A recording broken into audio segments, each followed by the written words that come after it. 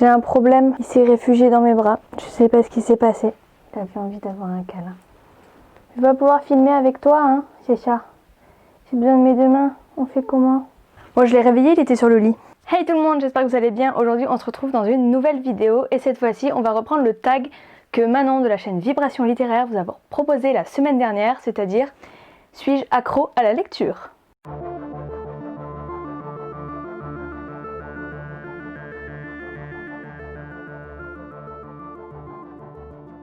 Donc tout d'abord, vous l'aurez remarqué, on est revenu au fameux micro-cravate, puisque acheter des micros une blinde, ils vous mettront un bruit de fond ignoble, que j'essaye d'enlever avec Audacity, mais j'y arrive pas, et du coup ça vous fait une espèce de résonance sur le son, bref, c'était pas terrible. Donc je reviens au micro-cravate, qui m'a coûté 10 fois moins cher, et on va voir si ça marche mieux. Donc comme je vous le disais en intro, aujourd'hui on se retrouve pour un tag, le tag que Manon vous a proposé sur sa chaîne Vibration Littéraire la semaine dernière, qui s'intitule « Suis-je accro à la lecture ?» Donc Manon a repris les questions d'autres chaînes, mais comme moi je l'ai vue chez elle, j'ai décidé de citer sa chaîne. Voilà, je ne sais pas d'où elle a repris, allez peut-être voir si elle a mis les références. Et donc ce tag comporte 14 questions, on part tout de suite. Question 1, quelle est la durée maximale que tu peux passer sans lire? Alors pour cette première question, je vais peut-être en étonner plus d'un, mais des fois il se passe de très nombreuses semaines. Ça va rarement au-delà d'un mois et demi, mais ça arrive que pendant un mois et demi je ne lise rien. Soit l'année dernière parce que j'ai essuyé de grosses pannes de lecture, donc il y a eu des mois où je n'ai rien lu du tout. Soit par exemple en ce moment, ça fait 15 jours que je suis, même plus, ça va faire un mois que je suis dans ma lecture actuelle. Et je n'avance pas, pas parce qu'elle ne me plaît pas, au contraire j'aime beaucoup ce que je suis en train de lire, mais parce qu'en ce moment, janvier, c'est le mois de tous les projets pour moi, j'ai repris des formations, je repasse des entretiens d'embauche, je prépare la sortie du livre, tout a été annoncé sur les réseaux sociaux, enfin pour l'instant c'est un gros rush pour moi, et du coup, je n'ai pas le temps de lire. Je vais lire quelques dizaines de pages par-ci par-là. Mais voilà, par exemple, ça fait 3 semaines que j'ai commencé le roman que je suis en train de lire. Et même si je l'aime beaucoup, je n'ai lu que 120 pages sur les 300. C'est assez variable. A contrario, il va y avoir des mois où je vais enchaîner les lectures, dévorer, me faire du 1 livre par jour. Enfin vraiment, c'est très variable chez moi. Question 2. Combien de livres emportes-tu avec toi, e-book plus papier, à tout moment? Faut savoir que j'emporte rarement des livres papier avec moi, puisque déjà ça prend de la place, ça alourdit le sac, et ensuite je tiens beaucoup à mes livres papier, je tiens à les abîmer le moins possible. Disons que s'ils peuvent rester en bon état dans ma bibliothèque, j'apprécie. Donc en fait, en général, je privilégie d'emporter ma liseuse avec moi, avec ma lecture en cours dessus. En général, j'ai toujours 2 lectures en cours, une papier, une numérique, parfois plus. Parfois, je suis entre 2 sur la liseuse. Mais voilà, on va dire qu'en général, j'ai toujours ma liseuse avec moi. Et donc voilà, la liseuse c'est un peu piégeur parce que j'ai ma lecture en cours, mais j'ai des centaines de livres dessus.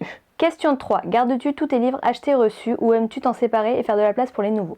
Là aussi, j'ai eu un revirement de situation l'année dernière. Jusqu'à l'année dernière, je gardais tous mes livres parce que j'avais la place de garder tous mes livres. L'année dernière, ma pile à lire a pris un sacré coup. J'ai donc fait un gros tri, que ce soit dans ma pile à lire ou dans mes bibliothèques, en décidant de garder uniquement les livres que j'avais beaucoup appréciés et que je comptais relire un jour. D'ailleurs là, en regardant ma bibliothèque, je pense qu'il faudrait que je refasse un tri parce que depuis, j'ai eu d'autres lectures de livres qui m'ont pas spécialement marqué et je pense que ces livres-là, je vais m'en séparer au cours du prochain tri. Les livres dont je me sépare, en général, soit je regarde rapidement sur Momox ou Gilbert Joseph s'ils me les reprennent. S'ils me les reprennent pas, j'en donne beaucoup lors d'opérations où il y avait eu, par exemple, là, il y a récemment la Croix-Rouge, je crois, qui récupérait des livres pour les enfants, donc j'ai donné tous mes livres de jeunesse. J'ai essayé de les prendre en photo, de les mettre sur les sites comme Vinted, Boost Village, mais d'une, moi, je n'ai pas le temps de gérer cette logistique-là. J'ai pas un assez gros réseau pour que ces livres se vendent parce qu'en général, en plus, ce sont des livres peu connus, un peu originaux, voilà, ce sont pas les best-sellers que je vais lire, donc forcément ça attire moins de personnes. Question 4. Combien de temps passes-tu en librairie en moyenne? Il faut savoir que ma librairie, j'ai toujours une commande en cours.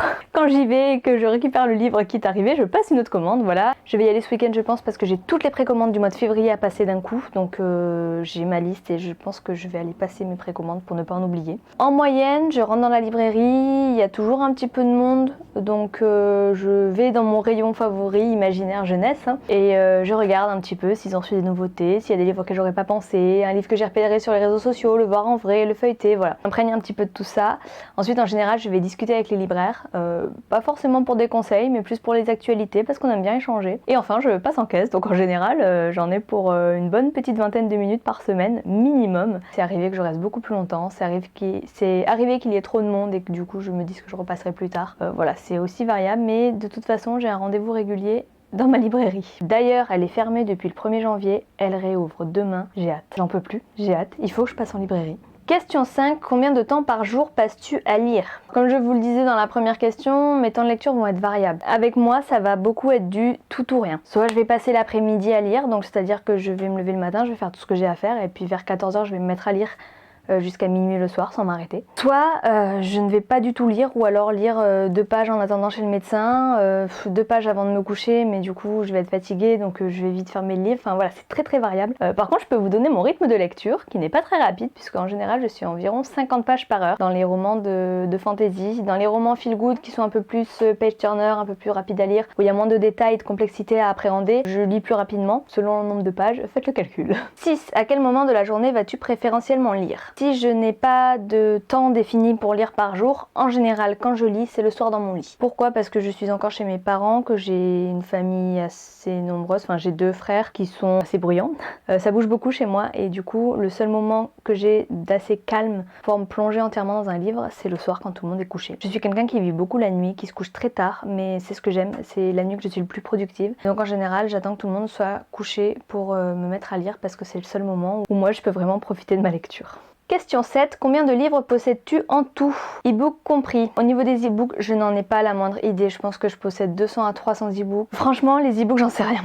Je n'en sais rien du tout. Je pense que ça doit... Ouais, 200, 300, peut-être 500. En revanche, ce qui est sûr, c'est que ma pile à lire numérique, je ne la compte pas. Je ne la compte pas comme de la pile à lire sur Livre Addict et dans ma tête d'ailleurs. Il n'y a que ma pile à lire papier qui compte. Parce que, en fait, j'avais une pile à lire numérique principalement pour les services de presse. Et comme j'ai arrêté les services de presse, ça devient très ponctuel. C'est surtout des livres que je vais avoir en numérique et en papier, que du coup je vais pouvoir aussi avancer sur la liseuse sans forcément sortir le livre papier de ma bibliothèque. Et puis je suis quelqu'un qui apprécie parfois plus de lire sur la liseuse que sur un livre papier, parce que sur la liseuse je trouve ça plus aéré peut-être. C'est-à-dire que sur la liseuse l'écran est plus petit et donc on a moins de contenu sur une page, donc c'est-à-dire que quand je tourne une page de livre, des fois je peux me dire, quand la mise en page est très compacte ou que c'est écrit très petit, je peux me dire oh là là, tout ça à lire. J'adore lire, hein, c'est pas le souci, mais alors que sur la liseuse ça se voit pas parce que l'écran est plus petit, on peut régler la taille. Moi j'ai réglé à une taille qui me convient et du coup quand je tourne la page, dans ma tête c'est bon bah ça va. Au niveau du temps, je vais pas y passer trop de temps non plus. Il faut savoir que je suis quelqu'un qui a beaucoup de projets, qui a besoin d'une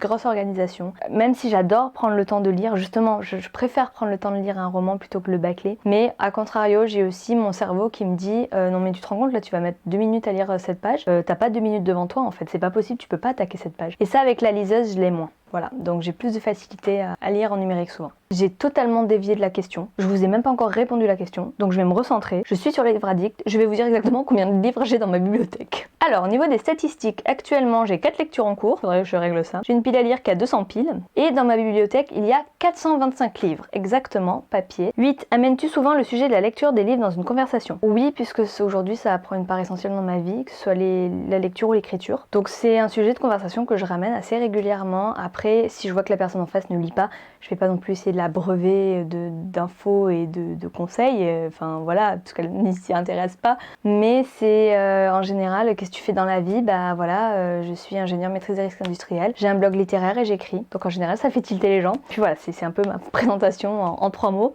Que ce soit au niveau de mes lectures, purement lecture ou alors défense de l'imaginaire francophone, hein, ou des maisons d'édition et auteurs indépendants, ou alors que ce soit au niveau fabrication, chaîne du livre, préjugés sur les livres, tout ce qu'on peut avoir dans l'environnement du livre. Je me renseigne beaucoup, que ce soit sur la construction d'un livre ou sur la communication autour du livre, enfin voilà, c'est quelque chose, c'est un sujet sur lequel j'ai beaucoup à partager. Question 9. Quel est ton plus gros livre lu en nombre de pages? Mon plus gros livre lu en nombre de pages jusqu'à aujourd'hui, c'est Le Prieuré de l'Oranger de Samantha Shannon, publié aux éditions de Saxus, donc moi je l'ai en version reliée, il est magnifique. Et il fait un peu plus de 960 pages, c'est le plus gros livre que j'ai lu jusqu'à aujourd'hui. Peut-être que dans quelques temps, j'ai aussi Le Paris des Merveilles, je crois qu'il est pas mal gros aussi, enfin j'ai pas mal de livres qui approchent les 1000 pages, mais pour l'instant le plus gros livre de 1000 pages que j'ai lu, qui n'est pas une intégrale, parce que les intégrales, bon ça compte 3 tomes séparés donc je les compte pas comme un seul livre, c'est celui-ci, Le Prieuré de l'Oranger, voilà, que j'ai beaucoup aimé, je vous mets la chronique en barre d'infos. Mais je l'ai beaucoup aimé, je l'avais lu l'année dernière en lecture commune avec Stranger Feline, on avait passé un super moment. Question 10, y a-t-il un roman que tu devais avoir à tout prix, recherche en librairie, en ligne, harceler un auteur? Oui effectivement, il y a eu un livre que je devais avoir à tout prix, il y a encore des livres que je dois avoir à tout prix, appris, donc je vais vous donner 3 titres. Le premier livre que j'ai cherché pendant presque 7 ans. Je faisais les brocantes, je faisais les bouquineries, j'ai fait tous les sites, j'ai regardé sur les sites anglais, américains, enfin voilà, je voulais absolument cette édition parce que c'est celle qui me manquait. Je cherchais à tout prix le Codex de Riva de David et Leigh Eddings, qui est le hors-série consacré à la série La Belgariad. Si vous suivez un petit peu le blog, vous n'êtes pas sans savoir que La Belgariad, c'est mon Harry Potter à moi. C'est ma saga chouchou. Et je voulais absolument découvrir en français ce guide, puisque bon, je l'avais en anglais, en numérique, mais c'était pas pareil. Je voulais vraiment comprendre toutes les subtilités, et du coup, je pense qu'avec la traduction française, j'ai eu une meilleure lecture de ce guide. Et en fait, il était plus édité, et il coûtait horriblement cher sur les sites de revente.